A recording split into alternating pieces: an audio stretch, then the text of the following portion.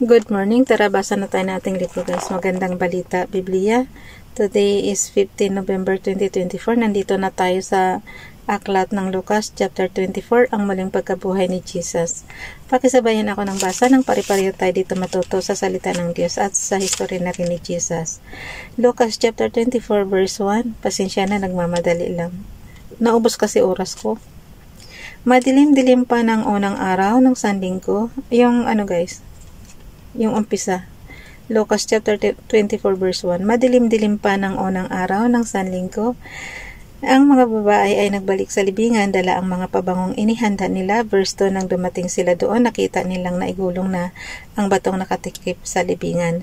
Verse 3, ngunit nang pumasok sila, wala roon ang bangkay ng Panginoong Jesus. Verse 4, natigilan sila at nagtaka kung ano ang nangyari. Biglang lumitaw sa tabi nila ang dalawang lalaki nakakasilaw ang damit. Verse 5, dahil sa matinding takot sila ay nagpatira pa. Tinanong sila ng mga lalaki, bakit ninyo hinahanap ang buhay sa lugar ng mga patay? Verse 6, wala siya rito. Siya ay muling nabuhay. Alalahanin ninyo ang sinabi niya sa inyo noong nasa Galilea pa siya. Verse 7, ang anak ng tao ay kailangang ipagkanalo sa mga makasalanan at ipako sa krus at sa ikatlong araw ay muling mabubuhay. Lucas chapter 24 verse 8, naalala nga ng mga babae ang mga sinabi ni Jesus noong una.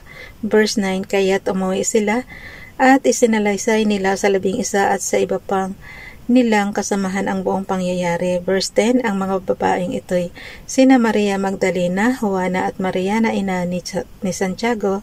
Sila at ang iba pang mga babaeng kasama nila ang nagbalita sa mga apostol. Verse 11, akala ng mga apostol ay kahibangan lamang ang kanilang sinasabi, kaya ayaw nilang paniwalaan ang mga kababaihan. Verse 12, ngunit tumayo si Pedro at patakpong nagpunta sa libingan. Pumasok siya at pagtingin sa loob ay wala siyang nakita kundi ang mga telang ipinambalot kay Jesus. Kaya't umuwi siyang nagtataka sa nangyari. Guys, nandito na tayo sa aklat ng Lucas chapter 24 verse 13, sa daang papunta sa Emmaus. Lucas chapter 24 verse 13, ng araw ding iyon may dalawang alagad na naglalakad papuntang Emmaus, isang nayong may 11 kilometro ang layo mula sa Jerusalem. Verse 14, pinag-uusapan nila ang mga pangyayari. Verse 15, habang sila'y nag-uusap, lumapit si Jesus at nakisabay sa kanila. Verse 16, ngunit siya hindi nila nakilala na para bang natatakpan ang kanilang mga mata. Verse 17, tinanong sila ni Jesus, ano ba ang pinag-uusapan ninyo?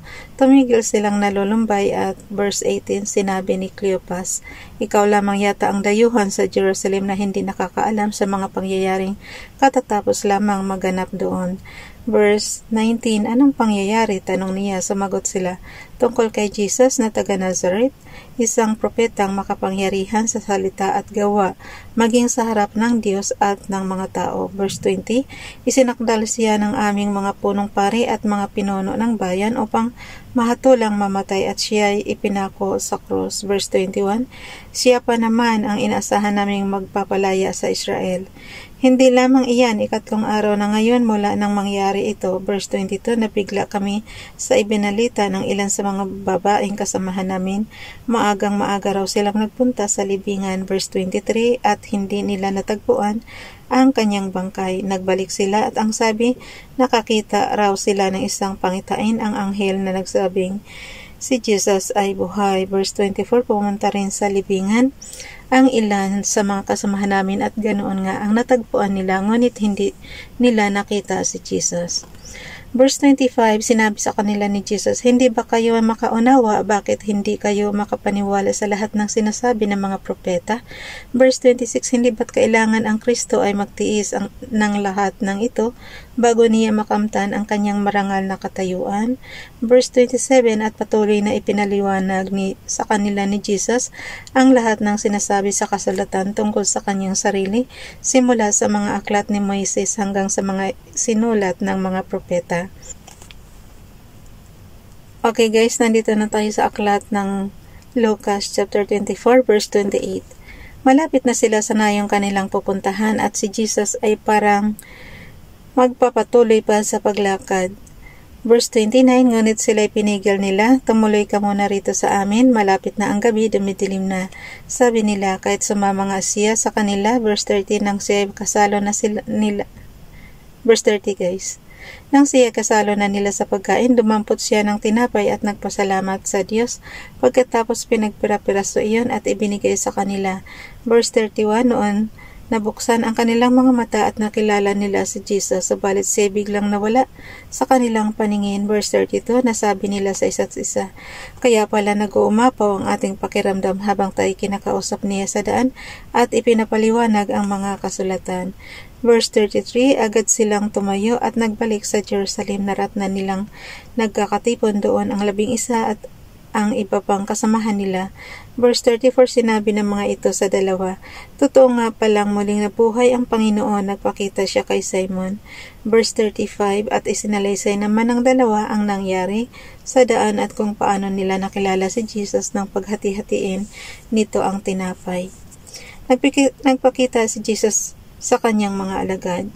Lucas chapter 24 verse 36, habang pinag-uusapan nila ito, tumayo si Jesus sa kalagitnaan nila na nagsasabi, sumainyo ang kapayapaan. Verse 37, natigilan sila at natakot sapagkat ang akala nila'y multo ang kaharap nila.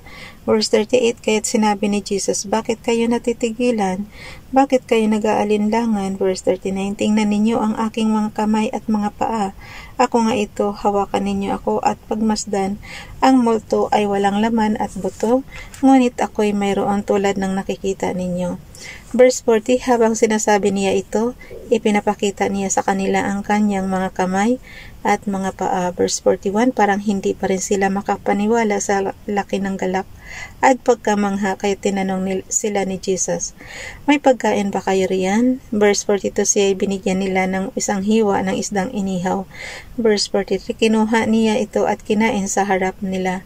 Verse 44, pagkatapos ay sinabi niya sa kanila, ito ang tinutukoy ko nang sabihin ko sa inyo noong kasama pa ninyo ako, dapat matupad ang lahat ng nasusulat tungkol sa akin sa kautusan ni Moises at sa aklat ng mga propeta at sa aklat ng mga awit. Verse 45, binuksan niya ang kanilang pag-iisip upang maunawaan nila ang mga kasulatan. Verse 46, sinabi niya sa kanila, ganito ang nasusulat, kinakailangang maghirap at mamatay ang Kristo at pagkatapos siya ay muling mabubuhay sa ikatlong araw. Verse 47, sa kanyang pangalan ang pagsisisi at kapatawaran ng mga kasalanan ay dapat ipangaral sa lahat ng bansa magmula sa Jerusalem. Lucas chapter 24 verse 48, kayo ang mga saksi sa mga bagay na ito. Verse 49, tandaan ninyo, isusugo ko sa inyo ang ipinangako ng aking ama.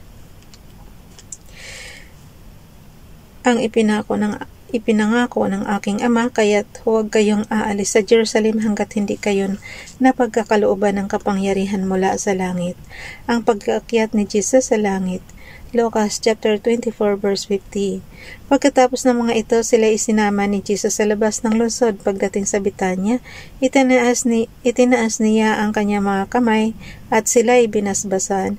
Verse 51, habang iginagawad niya ito, siya na may lumalayo paakyat sa langit. Verse 52, siya ay sinamba nila at pagkatapos ay masayang-masaya silang bumalik sa Jerusalem. Verse 53, palagi silang nasa templo at doon nagpupuri sa Diyos. So bukas guys, na tayo? Aklat na tayo ng Juan. So lagay lang natin dito. For 16 November 2024. Father God, thank you at nasa na kami, kalagitnaan na kami ng buwan November. Hindi natin mamalayan guys, December na. So, nawa 2025 na Father God, para mabilis na tayong makapag-relax sa Pilipinas. Bye everyone, God bless.